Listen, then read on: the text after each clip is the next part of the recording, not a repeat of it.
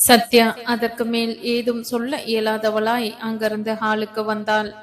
அப்பொழுது வேலைக்காரி ட்ரேயில் காபியுடன் வந்து கொண்டிருந்தாள். ட்ரேயில் டிகாஷன், சர்க்கரை, பால் எல்லாம் தனித்தனியாக இருந்தன. சத்யா ட்ரேயுடன் மாடி ஏறினாள். அத்தை, உங்கள் சஞ்சய் ஒழுக்கமானவராக இருக்கலாம். அவர் இதயமும் கண்களும் சொல்லும் கதை எனக்கல்லவா தெரியும். உள்ளத்தால் என்றோ நெருங்கிவிட்ட எங்களை செய்கைகளாலும் நெருங்க வைக்காதீர்கள் அத்தை. எனக்கு பயமா இருக்கிறது. ஆமாம், சஞ்சயின் விழி அசைவிற்கு நான் பணிய வேண்டிய கட்டாயம் என்ன இருக்கிறது? சஞ்சயின் அறையினுள் நுழைந்தாள். அத்தை சொன்னபடியே கட்டிலில் படுத்துக்கொண்டு புத்தகம் படித்துக் கொண்டு இருந்தான் அவன். குட் மார்னிங் காப்பி என்றாள் சத்யா தயக்கத்துடன் அவனை பாராமலே. ஹலோ, வெரி குட் மார்னிங் என்றான் சத்யாவின் அழகில் லயித்த சஞ்சய். அவளை அவன் தன் அறைக்கு எதிர்பார்க்கவில்லை. சர்க்கரை அதிகமாகவா? எப்படி? மெல்ல முணுமுணுத்தாள் சத்யா. 2 ஸ்பூன் சர்க்கரை. என்னிடம் நன்றாகவே பேசலாம். நான் என்ன சிங்கமா புலியா? நான் உன்னை ஒன்றும் செய்துவிட மாட்டேன் சத்யா என்றான் சஞ்சய் குறும்புடன். சத்யா திடுக்கிட்டாள். அவன் இப்படி ஒருமையில் பேசுவான் என எதிர்பார்க்கவில்லை.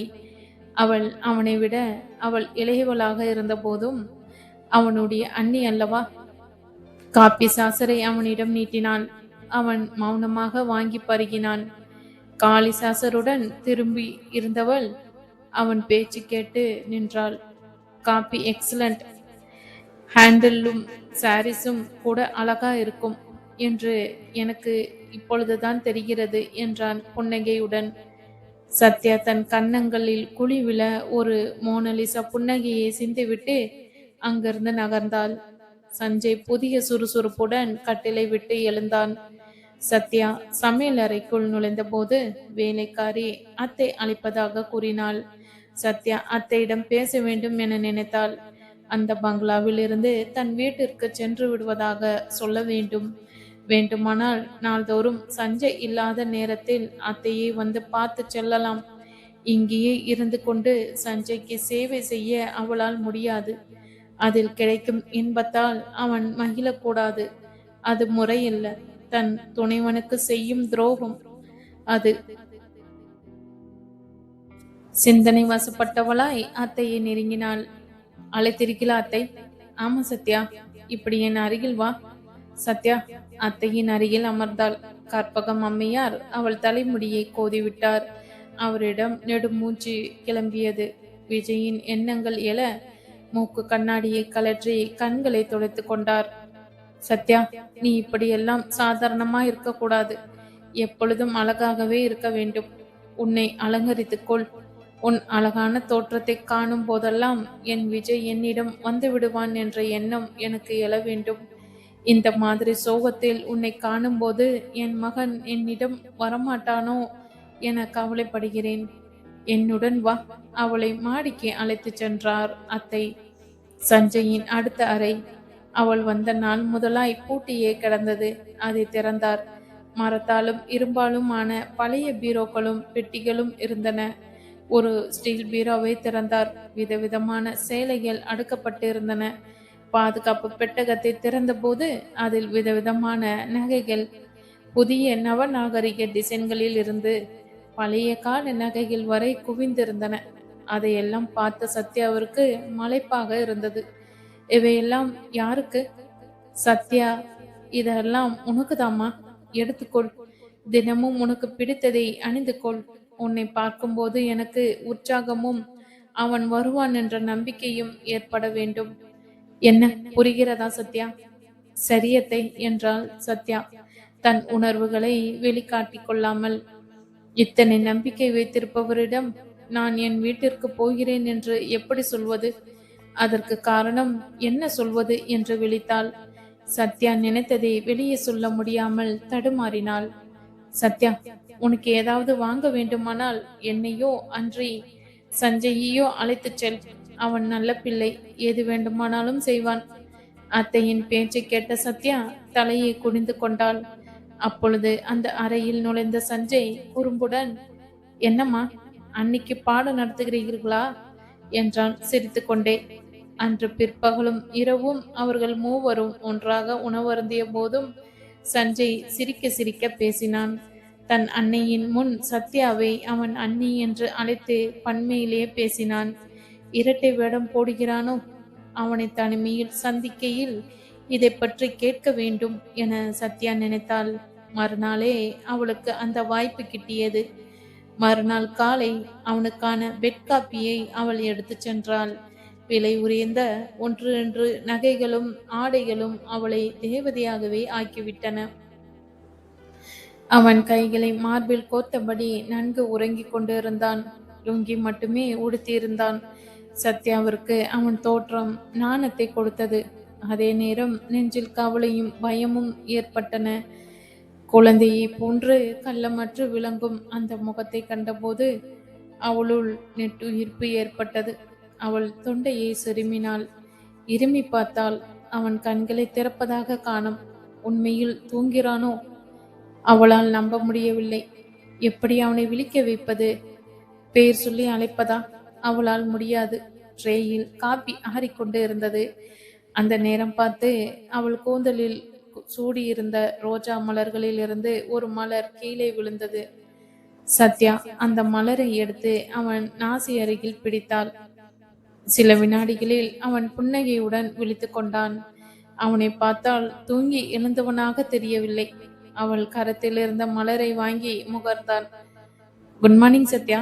அவளிடம் காப்பியை நீட்டினான். ஸ்வீட் குட் மார்னிங் என்றவன் காப்பியை பருகினான். எனக்கு ஒரு சந்தேகம். என்னவோ? அத்தையின் முன்னால் மட்டும் என்னை அண்ணி என்று அழைக்கிறீர்கள். அத்தை இல்லாத நேரத்தில் சொல். அம்மா இல்லாத நேரத்தில் சத்யா என்ற ஒருமையில் அழைக்கிறேன் இல்லையா? இதைதானே கேட்க நினைத்தாய்? நான் விஜய் இருந்தால் கூட உன்னை சத்யா என்றுதான் அழைத்திருப்பேன். இப்பொழுதும் உன்னை அப்படிதான் பேசினேன். அம்மா உனக்கு மரியாதை தர வேண்டும் என்றார். அண்ணா மட்டும் நம்மை விட்டு போகாமல் இருந்தால், போமா நீயும் ஆச்சு உன் மரியாதையும் ஆச்சு என்பேன். அண்ணனை இழந்து தவிக்கும் அவர் மனம் நோகக்கூடாது என்றுதான் அவர் சொல்படி உன்னை அண்ணி என அவர் முன்னிலையில் அழைக்கிறேன். மறைவில் மட்டும் ஏன்? என் மனசாட்சிக்கு வெளியிட நான் விரும்பவில்லை. அதனால தான் நான் நினைக்கிறபடி உன்னை சத்யா என்று அழைக்கிறேன். போதுமா சத்யா? என்ன நம்பு. நான் என்றைக்கும் தவறு செய்ய மாட்டேன். போதுமா என்றான் சஞ்சய். அவன் குரலில் பாசமும் கனிவும் இலையோடியது. என்னை மன்னியுங்கள். தெரியாமல். That's alright. நினைத்ததை பேச வேண்டும். அதுதான் எனக்கு மிகவும் பிடிக்கும் என்றவன் காலி கோப்பையை அவளிடம் நீட்டினான். அதை பெற்றுக்கொண்ட அவள் தயங்கியபடி அந்த ரோஜா மலர் என்றாள். என்னிடம் வந்து அடைக்கலம் ஆனவைகளை நான் என்றும் திரும்ப கொடுப்பது இல்லை என்றான். அவள் விழிகளுடன் தன் விழிகளை உறவாட விட்டு அவள் அதற்கு மேலும் அங்கு நில்லாமல் வெளியேறினாள். அன்று அவன் ஃபேக்டரிக்கு செல்லும் போது என்றும் இல்லாமல் அவன் கோட்டு பாக்கெட் அருகில் ரோஜா மலர் வீற்று இருந்ததை அவள் கவனித்தாள். இது எதில் போய் முடியுமோ? சஞ்சய் தன் அண்ணனை தேடும் முயற்சியில் மும்முரமாக இறங்கி இருந்தான். அதில் அவன் படிப்படியாய் தோல்வி காண்பும் போதெல்லாம் தன் அன்னையிடம் விரிவாக சொல்வான். அதே நேரத்தில் சத்யாவிடம் இது பற்றி ஒன்றுமே சொன்னவன் இல்லை. தன் அன்னையை கூட இது பற்றி அவளிடம் பேச வேண்டாம் என எச்சரித்திருந்தான். எப்படியோ தன் அண்ணன் திரும்ப வர வேண்டும். யாருக்காக இல்லாவிட்டாலும் சத்யாவுக்காது அவன் திரும்பதான் வேண்டும். அவள் வாழ்வு வெறும் மொட்டாகவே இருந்துவிடக் கூடாது என துடித்தான். அப்படி விஜய் திரும்ப வந்தால் தன் வாழ்வில் ஏற்பட போகும் வெறுமையும் அவன் உணராமல் இல்லை. தன் சுயநலத்திற்காக சத்யாவின் வாழ்வு கருகுவதை அவனால் தாங்க முடியாது. அவள் அருகாமையும் பார்வையுமே அவன் உற்சாகம் பெற போதுமானது. அவன் உணர்வுகளும் ஒரு வடிகால் தேவைதான். அவன் வேண்டுவது கிட்டாத போது சஞ்சயிடம் சில நேரங்களில் விரக்தியும் சஞ்சலமும் ஏற்படத்தான் செய்தன. ஆனால் சத்யாவை பார்க்கும் போதெல்லாம், அவளிடம் உரையாடும் போதெல்லாம் அவன் புதிய தெம்பை பெற்றான். ஆயின் அதற்காக விஜயை தேடுவதை அவன் நிறுத்தவில்லை. அவன் ஏதேதோ சிந்தனை வசப்பட்டவனாய் சத்யாவின் வரவை எதிர்நோக்கி படுத்திருந்தான். இனிய மெட்டிகளின் ஓசையை கட்டியங்கு கூற சத்யா அவன் அறையில் நுழைந்ததை அவன் உணர்ந்தான். துயில்வதாகவே பாவனை செய்தான். சத்யாவின் தளிர்கரம் அவன் நாசி அருகில் ரோஜா மலரை பிடித்தபோது அக்கரத்தை அப்படியே அணைத்து முத்தமிட வேண்டும் என்ற எண்ணத்தை மாற்றிக்கொண்டான். நடுகும் அவள் கரம் அவன் அடர்ந்த மீசையிலும் இதழ்களிலும் பட்டபோது அவன் உணர்ச்சி வசப்பட்டான். தன் விழிகளை திறந்து மலர்ந்த முகத்துடன் அந்த ரோஜா மலரை பெற்றுக்கொண்டான். அவளுக்கு இனிய காலை வணக்கம் கூறியவன் அப்பொழுதுதான் அவள் முகத்தை பார்த்தான். சத்யாவின் முகத்தில் கண்ணீர் பெருக்கு. அவன் பதறி உட்கார்ந்து விட்டான். சத்யா, என்ன இது? ஏன் அழுகிறாய்? ஒண்ணுமில்ல, சும்மா. அவள் கண்ணீரை சுண்டி விட்டு கொண்டாள். எழுந்த நடுக்கத்தில் உன் கை என் முகத்தில் பட்டு விட்டது. அதனால் தானே இந்த கண்ணீர். வேண்டுமானால் எனக்கு காப்பி கொடுப்பதை விட்டுவிடு. நானும் காப்பி கொடுப்பதை நிறுத்தி விடுகிறேன் என்றான் காப்பியை உறிஞ்சியபடியே. சத்யா பதறிவிட்டாள். அவள் நினைத்ததை எல்லாம் அவன் விரைவாக சொன்னபோது அவள் தடுமாறி போனாள். எல்லாவற்றையும் இவன் அறிந்து விடுகிறானே என சத்யா எண்ணினாள். சத்யா, இன்று நான் 8 மணிக்கே ஃபேக்டரிக்கு புறப்பட வேண்டும். சீக்கிரம் டிஃபன் கொடு சத்யா. சத்யா மறையும் வரை பார்த்திருந்த அவன் அந்த ரோஜா மலரை தன் இதழ்களில் மெல்ல பதித்தான்.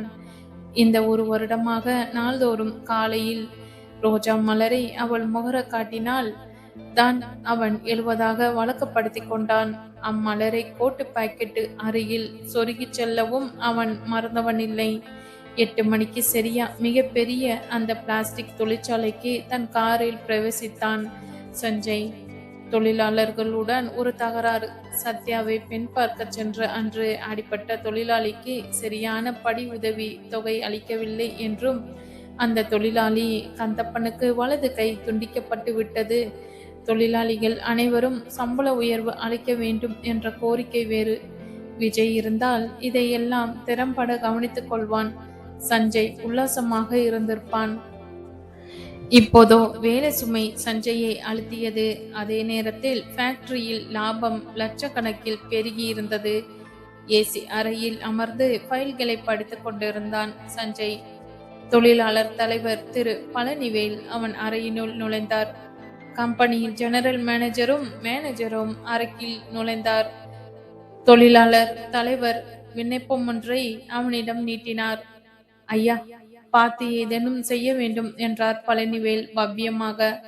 சஞ்சய் அந்த விண்ணப்பத்தை ஊன்றி படித்துவிட்டு அவரை பார்த்தான்.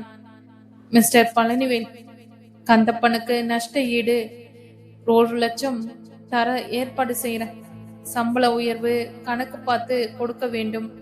அதற்கு சில நாட்கள் அவகாசம் வேண்டும். தொழிலாளர் தலைவர் வணக்கமும் நன்றியும் கூறிவிட்டு விடை பெற்றார். சஞ்சய்க்கு அன்று வேலை சரியாக இருந்தது. பிற்பகல் 12 மணிக்கே ஃபேக்டரியை விட்டு புறப்பட்டு விட்டான். நேராக மவுண்ட் ரோடில் உள்ள ஜுவல்லர்ஸ்க்கு சென்றான். அவன் பார்த்த டிசைன்களில் அது மிகவும் பிடித்தது. அதன் பெருமானம் 2 லட்சத்திற்கு மேல் சென்றது. அதற்கான செக்கை செட்டியாரிடம் கொடுத்துவிட்டு நகை பெட்டியுடன் காரில் ஏறினான். அவன் காரை ஸ்டார்ட் செய்யும் நேரம் சத்யாவின் தோழி லதா அவன் அருகில் பிளாட்பாரத்தில் வந்து நிற்கவும் சரியாக இருந்தது. ஹலோ, நீங்கள் சத்யாவின் தோழி இல்ல? ஆமாம் சார். எப்படி இவ்வளவு கரெக்டா நினைவு வைத்திருக்கிறீர்கள்? எனக்கு அடுத்த வாரம் திருமணம். சத்யாவை சென்று அழைத்து விட்டேன். எதிர்பாராமல் உங்களை இங்கே பார்த்தேன். நிச்சயம் நீங்கள் வர வேண்டும். எஸ் மேடம், கட்டாயம் வருகிறேன். சத்யாவிடம் சொல்லியிருக்கிறீர்கள் அல்லவா? சொல்லியிருக்கேன் சார். அவசியம் வர வேண்டும் சார். நான் வரட்டுமா? அவள் விடை பெற்றாள். பங்களாவை நோக்கி பறந்தான் சஞ்சய். நானும் சத்யாவும் எப்படி திருமணத்துக்கு ஒன்றாக செல்ல முடியும்? பார்ப்பவர்கள் என்ன நினைப்பார்கள்? சத்யா மட்டும் போனால் போதாதா? அவன் ஹாலினுள் நுழைந்த போது கற்பகம் அம்மையார் கீதை படித்து கொண்டிருந்தார். வழக்கத்திற்கு மாறாக சீக்கிரம் வந்த மகனை பார்த்து புன்னகைத்தார். என்னப்பா, சீக்கிரம் வந்து விட்டாய்? சொன்னால் கூட கேட்க மாட்டாயே.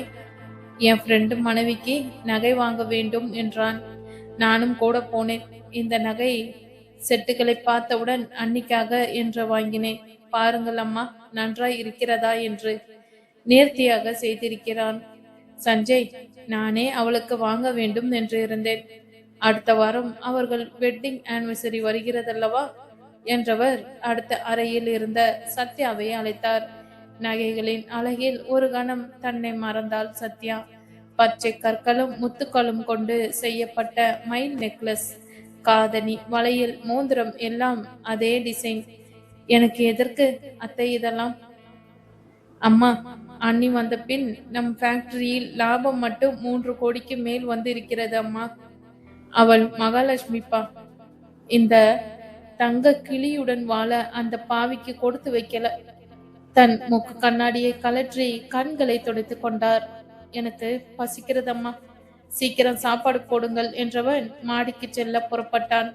சஞ்சய், இன்று சமையற்காரர் வரவில்லை. சத்யாதான் சமைத்திருக்கிறாள். எனக்கு தலை வலிக்கிறது, நீ போய் சாப்பிடு, நான் அப்புறம் சாப்பிடுகிறேன் என்றவர் கீதையில் மூழ்கிவிட்டார். வெண்மையான பனியனுடனும் வேஷ்டியுடனும் தூய்மையான முகத்துடனும் அவன் மெல்ல நுழைந்த போது சத்யா அவன் கம்பீரத்தில் கொஞ்சம் தடுமாறிவிட்டாள். சமையலறையில் இந்தி பாட்டை முணுமுணுத்தபடி சமாளித்து கொண்டு சமைத்ததை எடுத்து வைத்து பரிமாறலானாள். விதவிதமான கூட்டுகளும் பொரியலும் அவள் பரிமாற அவன் அதிசயமாக அவளை பார்த்தான். அவள் பரிமாறி முடித்ததும் அவன் உடனே சாப்பிடாது கண்களை மூடி ஏதோ சோஸ்திரம் சொல்லிக் கொண்டு இருந்தான். சாப்பிடுவதற்கு முன் ஏன் எப்பொழுதுமே கடவுளை அவன் தொழுது அவள் பார்த்ததே இல்லை. இன்று மட்டும் என்ன புதுமையோ, இன்று என்ன கடவுள் வணக்கம் எல்லாம் பலமாக இருக்கிறது என்றாள் சத்யா தன்னை அடக்க மாட்டாதவளாக. இன்று யாரோ புதிதாக சமைத்திருப்பதாக கேள்வி. எனக்கு தீர்க்க ஆயுள் கொடு ஆண்டவனே என பிரார்த்தித்தேன். அவன் பேச்சில் உள்ள நையாண்டியை புரிந்து கொண்ட சத்யா பொய் கோபத்துடன், நீங்கள் வேண்டுமானால் ஹோட்டலுக்கு சென்று சாப்பிடலாம் என்றாள். ஹோட்டலுக்கு போகலாம் தான், ஆனால் அங்கே இது போன்ற தேவதைகள் பரிமாறுவதில்லையே என்றான். அவள் மின்னொளி வீசும் கண்களை நேருக்கு நேர் பார்த்து, சத்யா நாணம் கன்னங்களில் ரோஜாக்களாக்க தர்ம சங்கடத்துடன் தலையை குடிந்து கொண்டாள். தனக்கு பிடித்ததெல்லாம் அவள் சமைத்திருப்பதை பார்த்தபோது அவன் நெகிழ்ந்தான். லதாவை மவுண்ட் ரோடில் பார்த்ததை சொன்னான். ஆமாம், என்னையும் உங்களையும் அவசியம் வர சொல்லியிருக்கிறாள். நானும் நீயும் திருமணத்துக்கு சேர்ந்து போவதா? எனக்கு ஒன்றுமில்லை, சந்தோஷமாக உன்னுடன் வந்து விடுவேன். நீதான். அதை பற்றி அப்புறம் பேசுவோம். உண்மையை சொல்லுங்கள், எனக்காக தானே நகை வாங்க கடைக்கு சென்றீர்கள்? ஃப்ரெண்டு மனைவி என்பதெல்லாம் பொய்தானே? ஆமாம், அம்மாவிடம் சத்யாவிற்காக ஆசைப்பட்டு வாங்கினேன் என்று சொல்ல முடியுமா? எனக்கு எதற்கு இதெல்லாம்? இருப்பதை போட்டுக்கொள்ளும் மனநிலையே எனக்கு இல்லை. அப்புறம் இது எதற்கு? உனக்கு பிடிக்கவில்லை என்றால் குப்பையில் எரி சத்யா, போதுமா? உனக்கு அதை போட்டு பார்க்க வேண்டும் என்று ஆசையாக இருந்தது, வாங்கிவிட்டேன். தவறாக இருந்தால் மன்னித்துவிடு என்றவன் தலை குனிந்தபடி உணவு அருந்தினான். அவள் முகம் மிகவும் வாடிவிட்டதை கண்டபோது இவனுக்கு இப்படி கூட கோபம் வருமா என சத்யா திகைத்தாள். பால் பாயசத்தை அவள் டம்ளரில் நிறைய நிறைய ஊற்ற அவன் நிமிர்ந்து அவளை பார்த்தான். இவ்வளவு ஊற்றினால் எப்படி குடிப்பதாம்? நான் நன்றாக தானே செய்திருக்கிறேன், அதற்காக நானே எல்லாம் குடிக்க முடியுமா என்றவன் பழைய நிலைக்கு திரும்பியவனாய் கை அலம்பினான். மேசையை சுத்தப்படுத்தி கொண்டிருந்த அவளை நெருங்கி, சமையல் மிகவும் நன்றாக இருந்தது. இவ்வளவு அற்புதமா சமைத்த கைக்கு பரிசளிக்க விரும்புகிறேன். என்ன கொடுப்பது என்றுதான் தெரியவில்லை என்றான் கிசுகிசுத்த குரலில். அதுதான் வாங்கி வந்தீர்களே, அப்புறம் என்னவாம்? அதெல்லாம் இந்த கைக்கு ஈடாகுமா என்றவன் அவள் வலக்கரத்தை பற்றி அவள் சற்றும் எதிர்பாராத போது தன் இதழ்களை உள்ளங்கையில் ஆழ பதித்து விட்டு சென்றான். நடந்ததை உணரவே சத்யாவிற்கு சில கணங்கள் பிடித்தன. அவன் இதழ் பட்ட கரத்தை தன் கன்னத்துடன் சேர்த்தவளாய் கண் கலங்கி நின்றாள் சத்யா. பிற்பகல் சத்யா ஹாலில் அமர்ந்து எம்ப்ராய்டிங் வேலை செய்து கொண்டிருந்தாள்.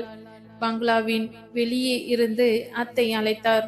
பங்களாவின் வெளியே நின்றிருந்த லாரியிலிருந்து விதவிதமான ரோஜா செடிகள் இறங்கி கொண்டிருந்தன. தோட்டக்கார முனியாண்டி அவர்களுடன் செடிகளை இறக்க அத்தை மேற்பார்வை பார்த்து கொண்டிருந்தார். சத்யா, நீ ஏதேனும் ரோஜா செடி வேண்டும் என்று சஞ்சயிடம் கேட்டாயா? இல்லையே அத்தை. அப்போ எல்லாம் அந்த கிறுக்கன் வேலையாதான் இருக்கும். எப்போது என்ன செய்கிறான் என்று நம்மால் கண்டே பிடிக்க முடியாது. நல்ல பிள்ளை வந்து பிறந்தானுப்பா என போய் கோபத்துடன் சலித்து கொண்டார் கற்பகாம்மையார். சத்யா, எல்லாம் இடம் பார்த்து எங்க நட வேண்டும் என்று முனியாண்டியிடம் சொல். நான் போய் கொஞ்சம் படுக்கிறேன். நீ மாலையில் கடைக்கு போக வேண்டும் என்று சொல்லி இருக்கிறாய் என்ற அத்தை பங்களாவினுள் மறைந்தார். பூந்தொட்டிகளை இறக்கிவிட்டு லாரி பறந்தது. சத்யாவிற்கு மகிழ்ச்சியாகவும் வினோதமாகவும் இருந்தது. சஞ்சயின் இந்த செய்கை எத்தனை வகை அழகான ரோஜா செடிகளை அவளுக்காக தேர்ந்தெடுத்து அனுப்பியிருக்கிறான். தோட்டக்காரன் தொட்டிகளை சுமந்து வர அவள் முன்னே நடந்தபோது காலையில் நடந்த சம்பவத்தை மறுபடியும் நினைத்து பார்க்க பிடிக்கவில்லை. மறக்க முடியவில்லை அவளால். விடியற் காலை அவனுக்கு காப்பி கொடுக்க அவளால் வழக்கப்படி எழுப்ப இயலவில்லை. காரணம், பல ரோஜா செடிகள் இருந்தபோதும் ஒரு செடியில் கூட ஒரு பூ இல்லை. உண்மையில் தூங்குபவனை சுலபமாக எழுப்பலாம். ஆயின் பாவனை செய்பவனை எப்படி எழுப்புவது? சத்யா தயங்கிவிட்டு அவன் தலை வைத்திருந்த தலையணையில் மெல்ல தட்டினாள். விழித்தான். அவன் முகம் சுருங்கிவிட்டது. அவன் திடுக்கிட்டு, என்னுடைய ஸ்வீட் ரோஸ் எங்கே? செடியில் ஒரு பூ கூட பூக்கவில்லை. சோ, மனிதர்கள் தான் ஏமாற்றுகிறார்கள் என்றால் செடிகள் கூடவா? சலித்து கொண்டான். அதனுடைய எதிரொலிதான் இது என நினைக்கையில் அவனுடைய காதலின் வேகமும் குழந்தைத்தனமான செய்கையும் அவள் பால் அவன் கொண்ட ஈடுபாடும் அவளுள் பரவசத்தை ஏற்படுத்தின. அதே நேரத்தில் அதற்குதான் எந்த வகையிலும் அருகதையற்றவள் என்பதை உணர்ந்த சத்யா பெரிதும் சோர்ந்து போனாள். இந்த பிரச்சனைக்கு முடிவு என்ன? அன்றொரு நாள் அப்படித்தான். செடியில் இருந்த புத்தம் புதிய பூவை நாள்தோறும் சில நாட்களாக கொடுத்து வந்தாள். கூந்தல் மலரை கொடுப்பது தவறு என நினைத்ததே காரணம். அதை எப்படியோ உணர்ந்த அவன், எனக்கு செடியிலிருந்து ரோஜாவை பறிக்க தெரியும், அந்த சேவையை யாரும் எனக்கு செய்ய தேவையில்லை என கோபித்தான். அதற்கு மறுநாளிலிருந்து மனசாட்சியை ஒதுக்கிவிட்டு அவன் முக மலர்ச்சிக்காகவே தன் கூந்தல் மலரை அவள் கொடுத்து வந்தாள். சத்யா ஹாலில் டெலிவிஷன் பார்த்து கொண்டு இருந்தாள். டெலிவிஷனில் திருமதி கமலா லட்சுமணனின் பரதநாட்டியம் ஓடிக்கொண்டு இருந்தது. மாமியார் எப்பொழுது கிளம்புவார் என தெரியவில்லை. அவர் புறப்பாட்டுக்காக காத்திருந்தாள். அவரோ இதை பற்றி பிரஞ்சையே இல்லாமல் ராமாயணம் படித்து கொண்டிருந்தார். அவரை எப்படி புறப்பட சொல்வது என சத்யாவிற்கு புரியவில்லை.